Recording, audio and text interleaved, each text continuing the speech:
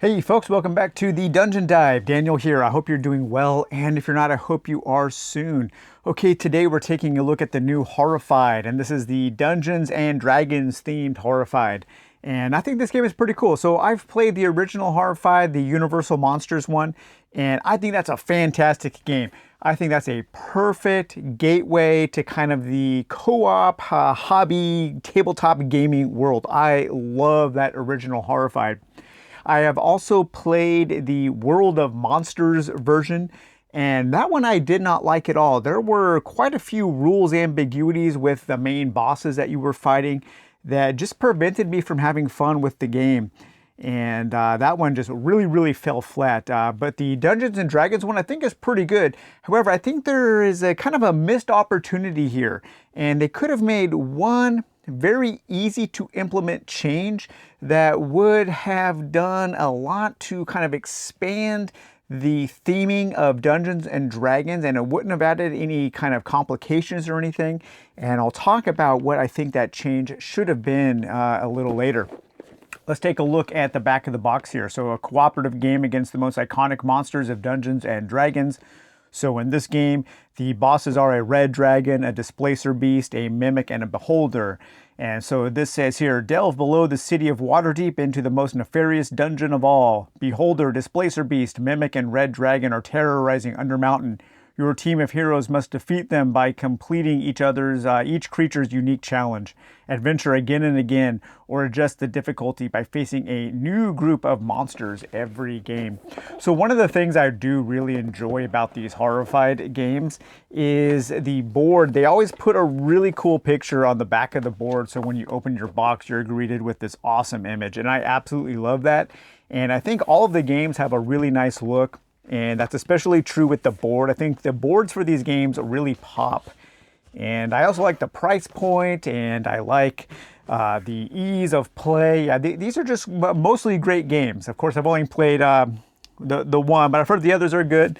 And I know on BGG there are some complaints about that World of Monsters one with those boss monsters being a little difficult. So here we have the map here, and we have Waterdeep. So we have the city of Waterdeep up here, and then we have the dungeon below, and we have our different dungeon level, the arcane chambers. We have Skullport down here, and Willow Wood here.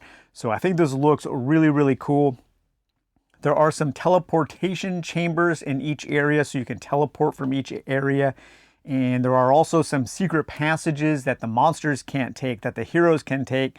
So you can take this castle corkscrew down to the Skullport gate, and you can take the yawning portal, the well and the yawning portal down to the entry well of the dungeon.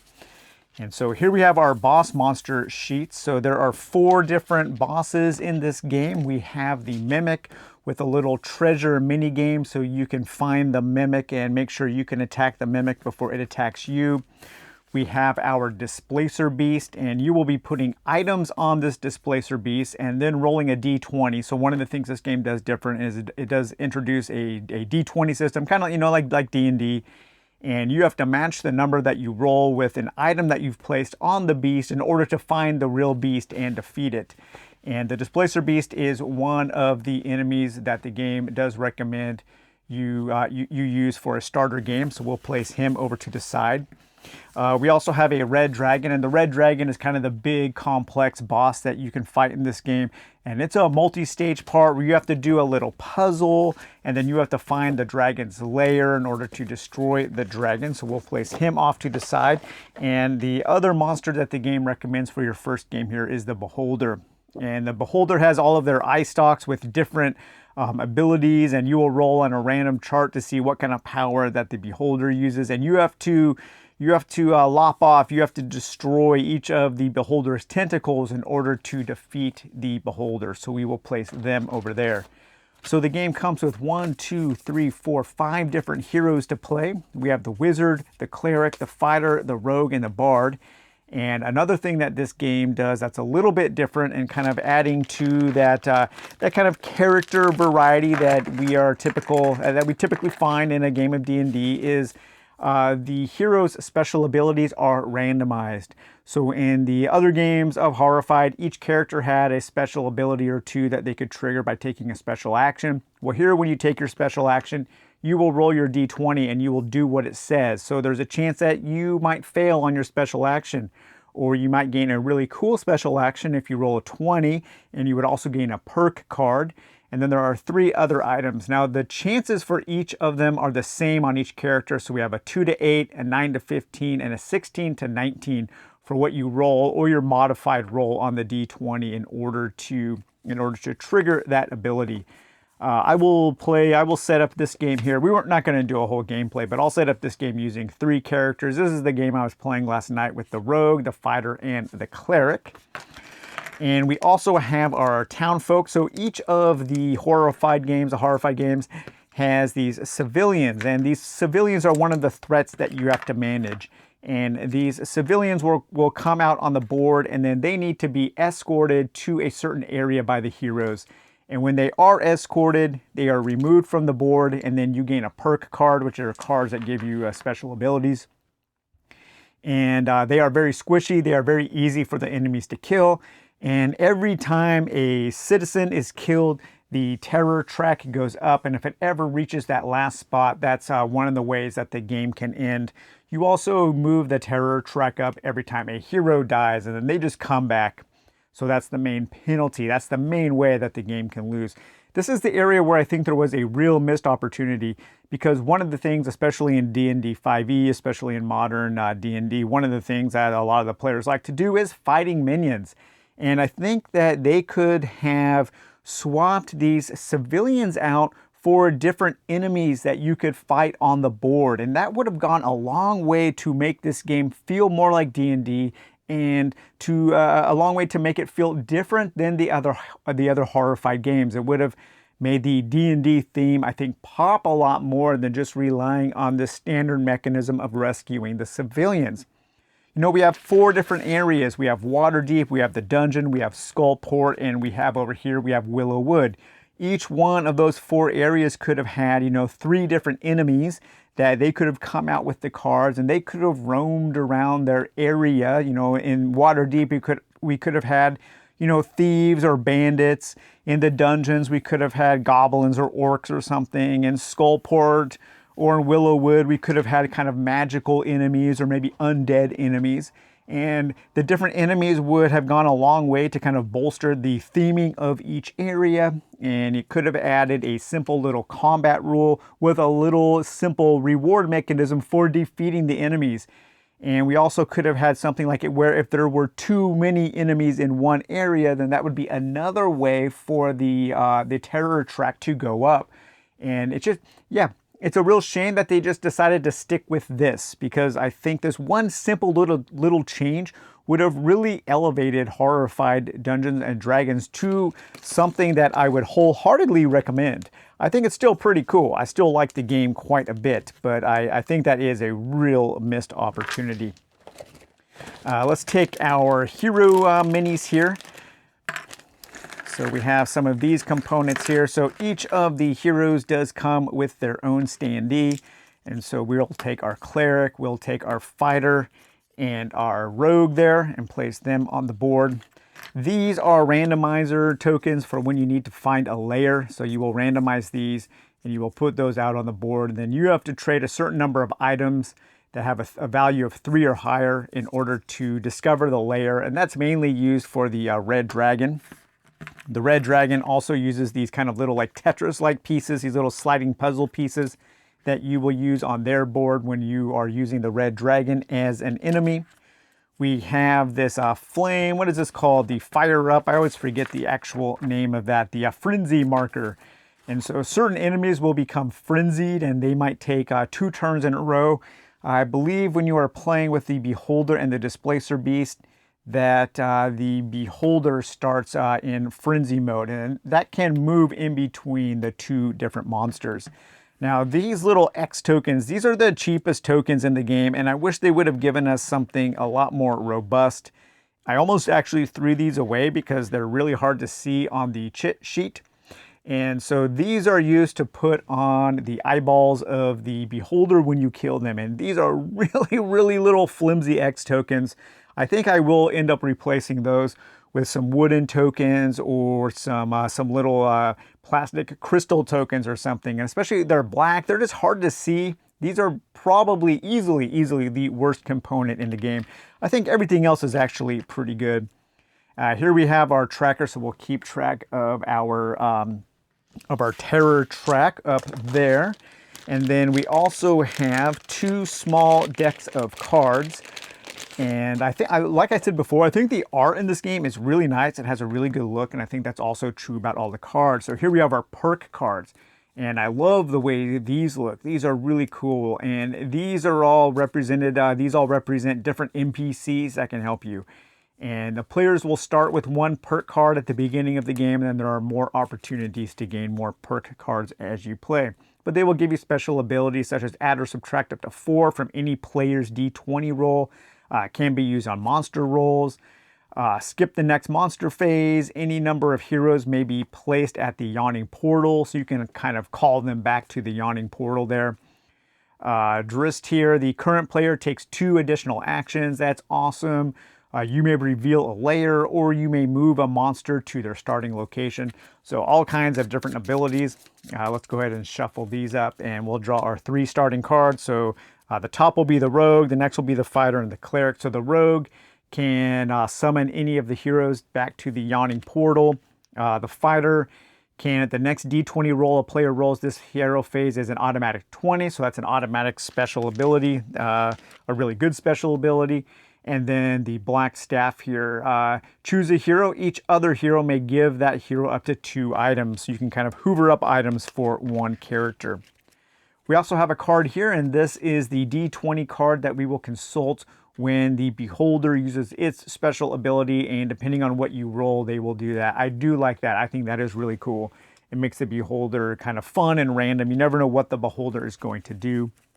And then we have a couple player aids. These games are really simple and they're really fast. And that's one of my favorite things about the Horrified games. Just the turns go quick and they're always fun.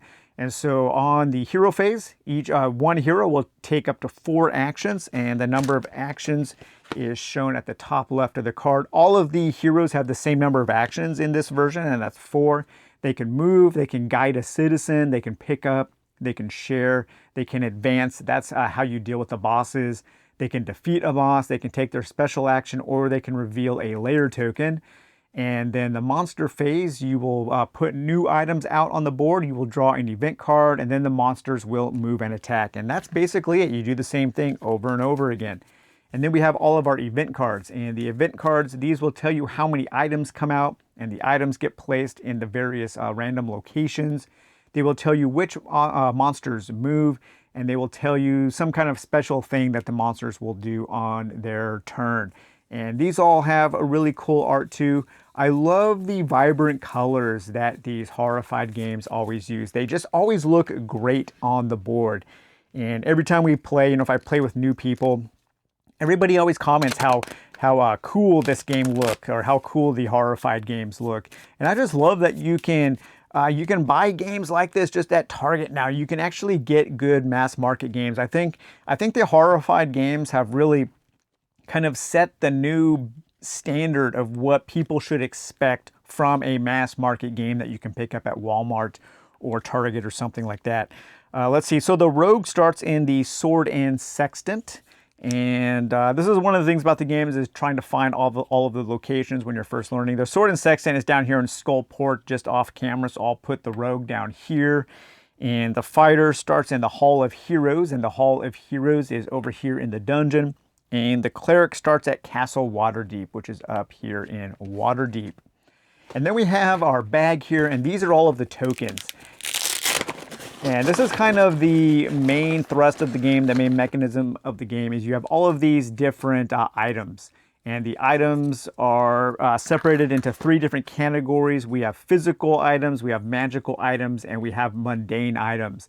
And they have different numbers. And a lot of the times you're looking to collect sets. and the monsters will need different items that are placed on them. You will have to combine, maybe a blue and a yellow item, or 3 red items in order to defeat a monster.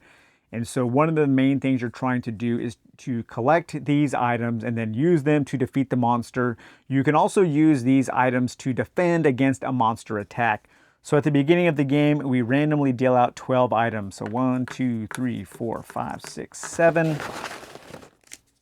8, 9, 10, 11, 12. Okay, so there's our 12 items.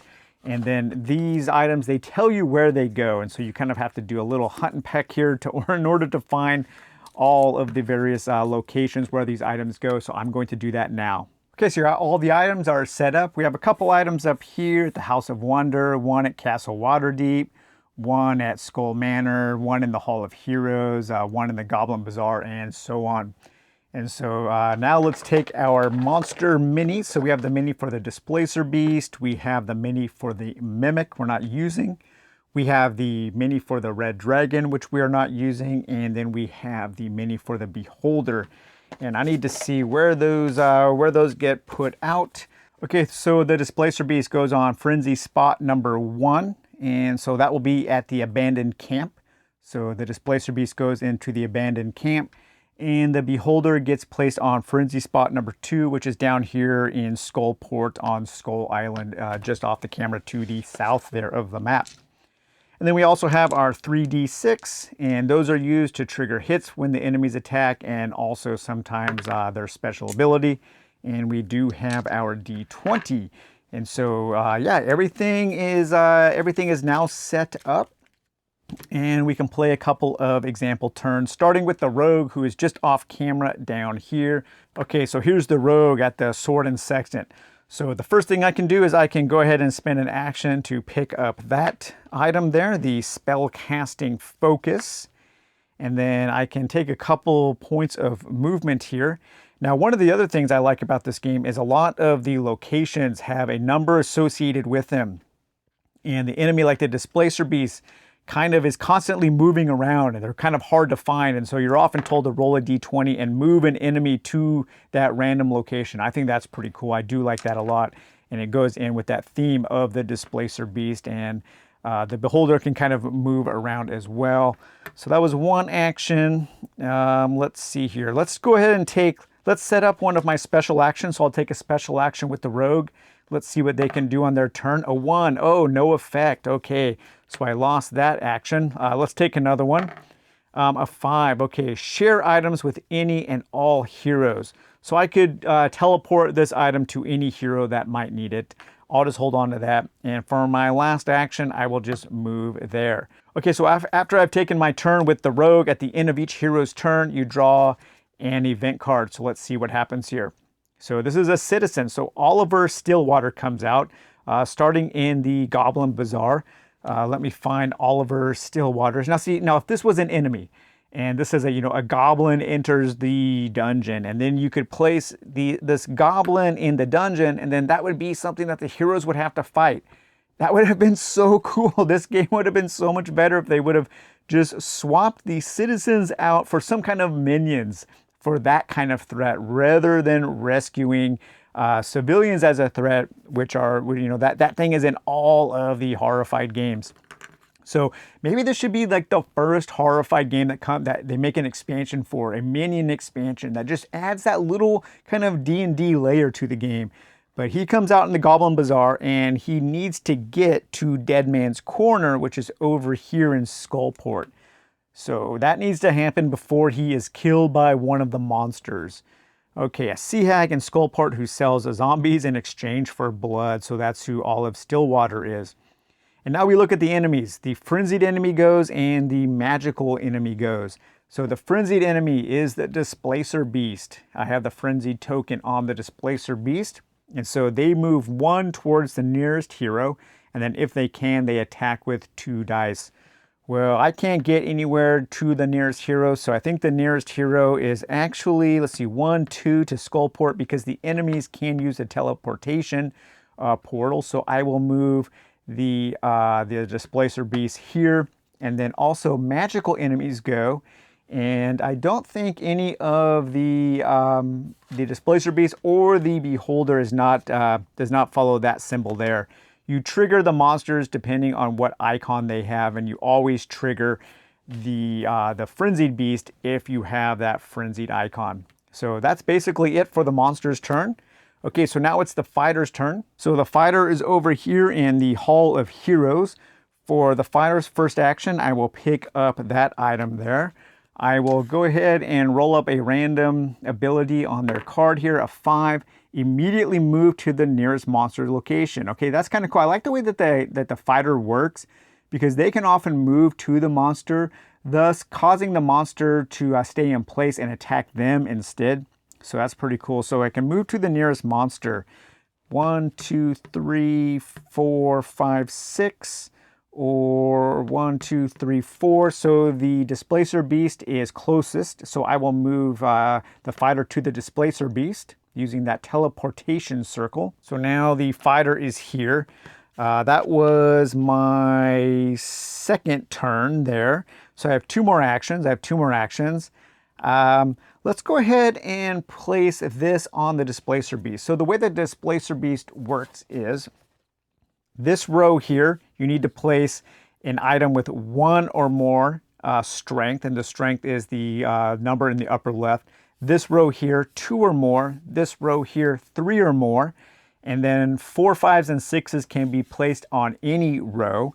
And so if I were to place this covering the 2, when I would take an action to try to defeat the Displacer Beast, I would first have to discard items with a total value of 7 or higher, and then I would roll the d20. And if I rolled a number that was covered by an item, then I have found the real Displacer Beast and I would kill them.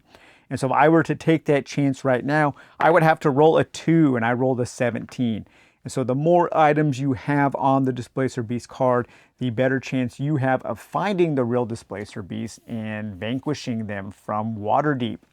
But I'm not going to do that. So let's see, that was 1, 2, 3 actions, I believe. I will take an additional action, and I will just go ahead and let's do another special action here. Actually, let's go ahead and we can use our special ability. So the next d20 roll a player rolls this hero phase is an automatic 20. So my special ability would be an automatic 20. That allows me to draw a perk card. And so now I can add or subtract up to 4 from any player's d20 roll, can be used on the monster rolls. And I gain 2 additional actions.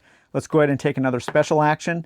And 11. During the monster phase, ignore all hit results rolled by the monster, rolled by 1 attack. Okay, that's cool. So I'm going to go ahead and I'll just forfeit my last action, because I can stay here with the Displacer Beast, and if the Displacer Beast attacks me, I can use that ability that I just rolled on the fighter to negate that attack. So let's draw the fighter's event now. So we have monster action. The I found you. Move each of these hat monsters 3 locations towards the player with the most items. Okay, so the most items is the rogue with 1 item, and that is a Displacer Beast. So they will move 3 locations, 1, 2. So they are now in the same space as the rogue, so they will stay there. Okay, and so now we do this. The frenzied monster does not move, but the potion monster will move and attack. We don't have a potion monster on the board now, and so nothing happens. And so that is the end. We do need to, one thing I forgot to do, we'll have to back up, is I forgot to put the items out for these cards. So for that first card here, we need to put out 3 items. And for this card here, we need to put out 1 item. So I will draw 4 items here. And then, so then we would go ahead and we would place our lantern at the altar of Jubilex. We would place our amulet at the abandoned priory. We would place our wand at the Blackstaff Tower, and then we would place the pouch at the Yawning Portal exterior. So yeah, that's basically how Horrified on Dungeons & Dragons is played. I think it's pretty cool. I like this one. It does give me a little bit of a D&D feel, or at least a D&D board game feel. It almost gives me the feeling of the old TSR dungeon game. And I think that feeling would have been greatly bolstered had they introduced the ability to fight some kind of minions. I'm surprised they just didn't think of that. I mean, maybe they did and they just didn't want to introduce a new layer to it, but I can't help but feel that this is a huge, huge missed opportunity for a D&D Horrified game.